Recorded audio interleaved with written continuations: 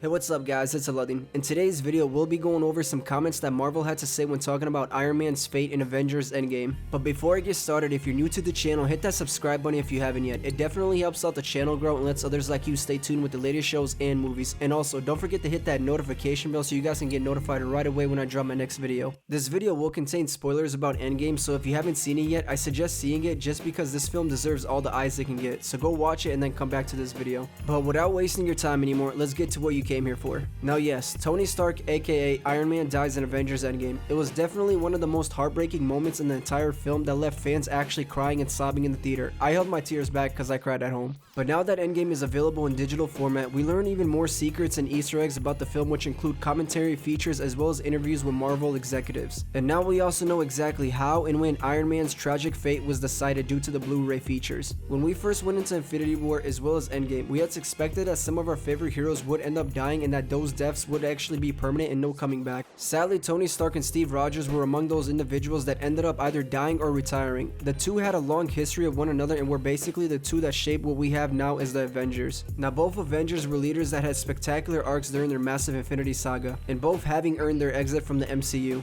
But with Endgame in the past now, we're looking at the next phase of the MCU to see what shall behold for our other heroes. Now Kevin Feige did an interview with Empire magazine where he was discussing Endgame as well as revealing Iron Man's death, which was decided way back in December 2015, right after Captain America Civil War. Now planning for the last two Avengers movies, it started sometime around 5 years ago during a retreat where several key Marvel executives met to discuss the future of the franchise. Kevin Feige said, "We were on our third retreat perhaps, 5 years or more ago, when we started talking about what would become Infinity War and Endgame. And in particular, how do we pay off this purple guide that Joss Whedon set up at the end of Avengers and start to intertwine with these awesome Infinity Stones that we have to provide wonderful MacGuffins in all these individual films. When you put them together, we thought it could be more, and it was on that retreat that we thought of doing two movies at the same time, which has its pros and cons." What's even crazier about all this is that Marvel actually drew its inspiration for Tony's exit from another film of theirs, one that they didn't actually control at the time, which was X-Men, but more specifically Logan. Feige says, "We saw Logan like the audience did, in a theater having nothing to do with the making of that film, and went, oh my god, what an amazing ending for Hugh as this character." And there are only a handful of examples where an actor so associated with a character can go out perfectly, and Logan is the only one that jumps to mind right now. There are not that many of them, and that's what we desperately wanted to give Robert, and that was what our focus was on. He continues with, "There was some sense that deaths don't matter in our movies. Nick Fury gets shot and died in Winter Soldier and comes back in the third act, which was awesome but is not a death. And people were clamoring for not death necessarily, but stakes and real emotion." And I remember thinking, be careful what you wish for as we started getting closer to this, but we never questioned it. All of the angst and all of the effort went into sticking the landing, to making it worthwhile. But the actor Robert Downey Jr. knew as far back as December 2015 that Tony would die, and this is what Feige had to say about that. "I remember pitching that to Robert Downey Jr. probably in December of 2015. I think I pitched him the idea of a two-part final for Avengers and Spider-Man Homecoming, which was a part of that leading into it. It took a little while, but eventually it came together. I think at first it doesn't seem real that this journey will come to an end, but as it got closer to filming, it really was emotional for all of us and particularly for him." See, I had no idea that they were planning this way back since 2015 for Iron Man's departure. I mean, I'm still upset that he had to go and that we won't see him in any more feature films, but yet it was also a nice way for his character to go.